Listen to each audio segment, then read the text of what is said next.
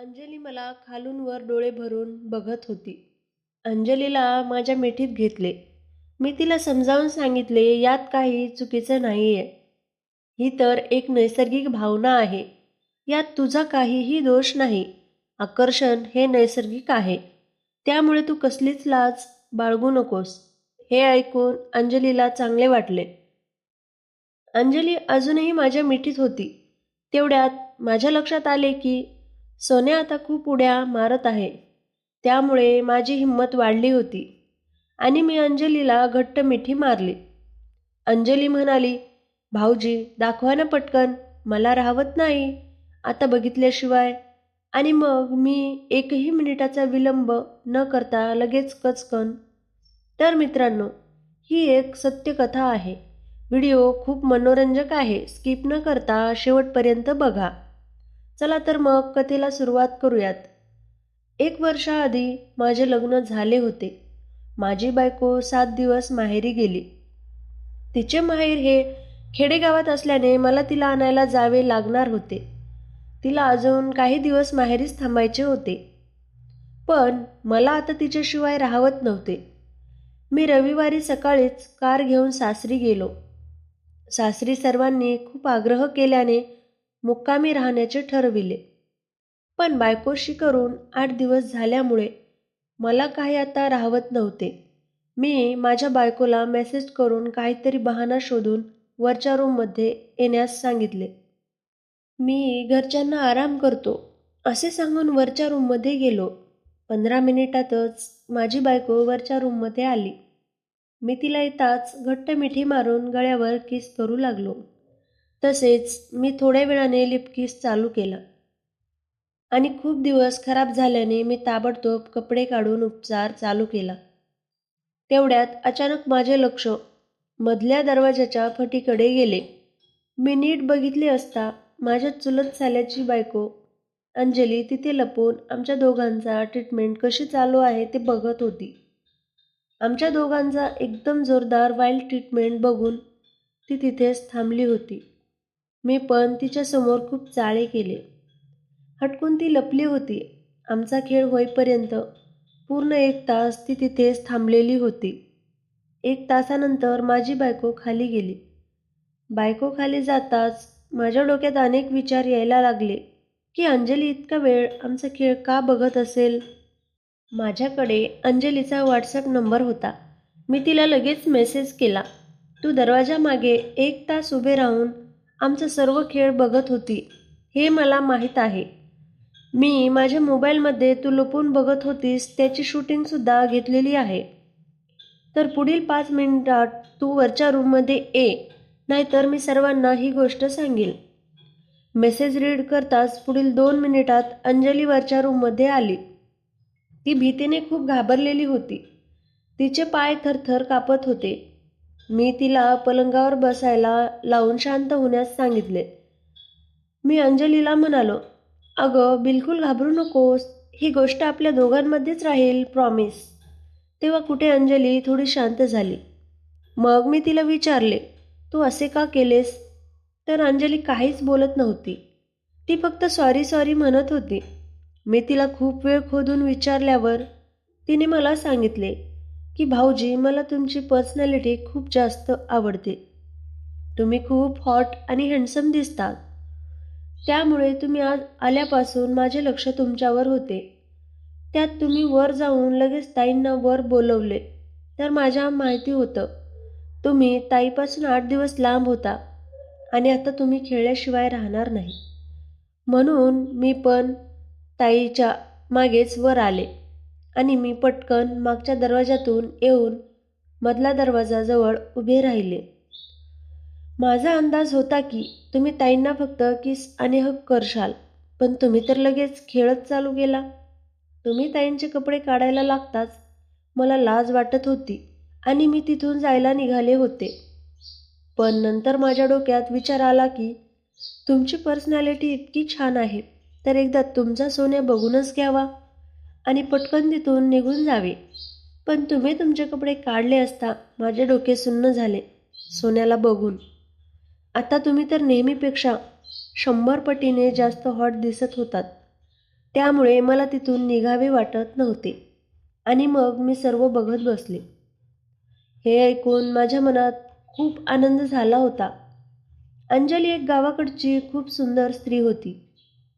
तिचे आणि माझ्या चुलत साल्याचे 6-7 महिने आधीच लग्न झाले होते. अंजली माझ्या बाजूला असल्याने मला आता चुळबुळ व्हायला लागली होती.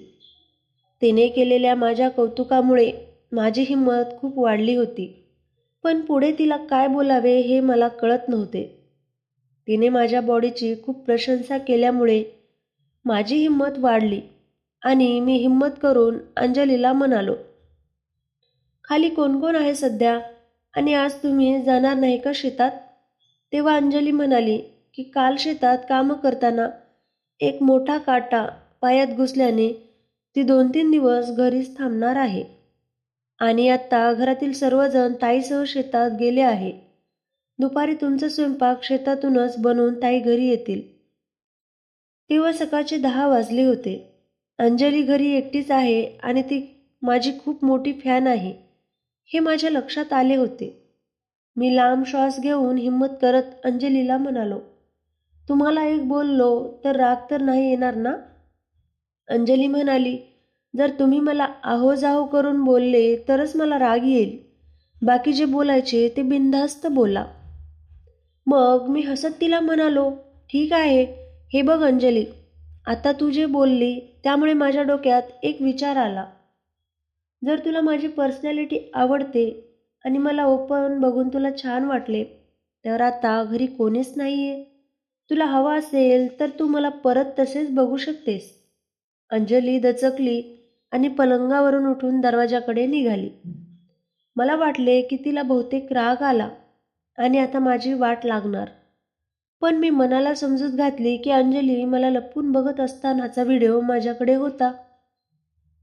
अंजली दरवाजाकडे गेली आणि तिने पटकन आतून कडी लावली आणि माझ्याकडे बघून खाली मान घालून लाजली. मला तिचा होकार कळून चुकला होता. मी पलंगावरून उठलो आणि माझे कपडे काढून फेकले. तिच्यासमोर ओपन असल्याने सोन्या लगेच ताठ मान करून बघू लागला होता. अंजली खालून वर डोळे भरून बघत होती. मी तिला जवळ बोलावले, पण अंजली खूप लाजली होती. ती नको नको म्हणाली. ती म्हणाली, भाऊजी तुम्हीच दाखवा ना पटकन, मला राहवत नाही आता बघितल्याशिवाय. हे ऐकताच मी एका झटक्यात ओपन होऊन अंजलीसमोर उभा राहिलो. सोन्या आता मोकळा होऊन उड्या मारायला लागला. अंजली डोळे फाडून माझ्याकडे बघत होती. 2 मिनिटं ती लांबून माझ्या पर्सनॅलिटी बघत होती. तिचे संपूर्ण लक्ष ताठ मान वर करून उभा असलेल्या सोन्याकडे होते. मी आता अजून हिंमत करण्याचे ठरविले. मी अंजलीकडे चालत गेलो आणि तिच्या एकदम जवळ उभा राहिलो आणि अंजलीला म्हणालो, तू याला बिनधास्तपणे हात लावून बघू शकतेस. पहिले मला वाटले की अंजली हात लावून बघणार नाही, पण अंजलीने आता तिच्या हातात घेऊन त्याचा रंग कसा आहे, किती मोठा आहे, साईज कशी आहे हे बघत होती. तिने सोन्याला पूर्ण बारीक लक्ष देऊन पाहून घेतले. अंजली आता खाली वर करून हलवू लागली. 10 मिनिटे असे झाल्यानंतर माझ्या मनात आता अंजलीबद्दल घाणेरडे विचार यायला लागले. जसे अंजलीने मला केले तसे मलाही तिला करण्याची इच्छा होत होती. पण घरी कोणी येईल का या भीतीने माझ्या छातीत धडधड होत होती. कारण आता जर कोणी आले तर माझे काही खरं नव्हतं. पण मी ठरवलं की जर कोणी आलेच तर लगेच अंजलीला गच्चीवर पाठवून द्यायचे, कारण त्यामुळे कुणाला संशय येणार नाही. पण जर अंजलीने ड्रेस काढला तर तिला पुन्हा घालायला खूप वेळ लागेल आणि आम्ही दोघे पकडले जाऊ ही भीती माझ्या मनात होती. अंजली सोन्यासोबत मन लावून खेळू लागली होती. अचानक अंजलीने सोन्यासोबत खेळायला नाही म्हणू लागली आणि दूर झाली आणि मला सॉरी सॉरी म्हणायला लागली. अंजली म्हणायला लागली, सॉरी भाऊजी, मी कोणत्या धुंदीत होते हे मला नाही माहीत. मी हे खूप चुकीचे करत आहे ताईच्या नवऱ्यासोबत. अंजलीला अचानक पश्चाताप व्हायला लागला होता. मी तिची समजूत घालण्यासाठी तिच्या जवळ गेलो आणि अंजलीला माझ्याजवळ मिठीत घेतले. मी तिला समजावून सांगितले, यात काही चूक नाहीये. ही नैसर्गिक भावना आहे. आकर्षण हे नैसर्गिक आहे. त्यामुळे तू कसलीच लाज बाळगू नकोस. हे ऐकून अंजलीला चांगले वाटले. अंजली अजूनही माझ्या मिठीत होती. तेवढ्यात माझ्या लक्षात आले की सोन्या आता खूप उड्या मारत आहे. तिला लागत होता, त्यामुळे माझी हिंमत वाढली आणि मी अंजलीला घट्ट मिठी मारली. आता अंजलीला किस करायला लागलो. अंजलीलाही यात मज्जा येत आहे हे माझ्या लक्षात आले. मी अंजलीला कॉटवर नेले आणि मी खाली झोपलो. मी अंजलीला म्हणालो की आता तुला जे पाहिजे ते तू करू शकतेस. अंजली आता माझ्या बॉडीवर हात लावून बघू लागली, पण तिचे सर्व लक्ष सोन्याकडेच होते. 3-4 तास आम्ही दोघेच घरी असल्याने मी सुद्धा सर्व काही हळूहळू होऊ देण्याचे ठरविले होते. खरं तर मला आता अंजलीला विदाऊट ड्रेस करून बघण्याची इच्छा होत होती, पण तिने स्वतःहून सुरुवात करावी असे माझ्या मनात होते. 10 मिनिट वरच खेळल्यावर अंजलीचे मन भरले. ती म्हणाली, भाऊजी, माझ्या इच्छा पूर्ण झाल्या आता. तुम्ही ड्रेस घालून घ्या. तुला तुझ्या नवऱ्याचे आवडत नाही का? अंजली म्हणाली, नाही ना भाऊजी, तुम्ही तर बघितले आहे की किती गबाळ्यासारखे राहतात ते. मला लहानपणापासूनच एक तुमच्यासारखी पर्सनॅलिटी असलेला नवरा हवा होता आणि करण्यामध्ये सुद्धा त्यांना काहीच इंटरेस्ट नसतो. त्यांचे माझ्याकडे लक्ष नसते. मग मी हटकून विषय वाढवत म्हणालो, मग तू कशी खेळते? यावर अंजली काहीच बोलली नाही. मी तिला म्हणालो, आज सकाळी मी जेव्हा तिला करत होतो तेव्हा तू बघितले का ती किती खुश होती? अंजली उसळून म्हणाली, हो ना, ताई किती खुश होत्या. तुम्ही किती मजा देत होते त्यांना. मी आता अंजलीचे कौतुक करू लागलो. मी म्हणालो, अंजली, तू खरंच किती सुंदर दिसतेस ना? हे ऐकून अंजली खूप खुश झाली. त्यानंतर मी 10 मिनिटं तिची तारीफ करत होतो आणि लगेच माझा प्लॅन सक्सेस झाला. मी काही बोलण्याआधीच अंजली म्हणाली, भाऊजी, मला अजून सोन्यासोबत खेळायचे आहे. परत असा चान्स कधी मिळेल काय माहीत. मी तिला म्हणालो, अंजली, तुला यात अजून जास्त मजा येऊ शकते. अंजलीने मला खुश होत विचारले, सांगा ना भाऊजी, काय करू मी अजून?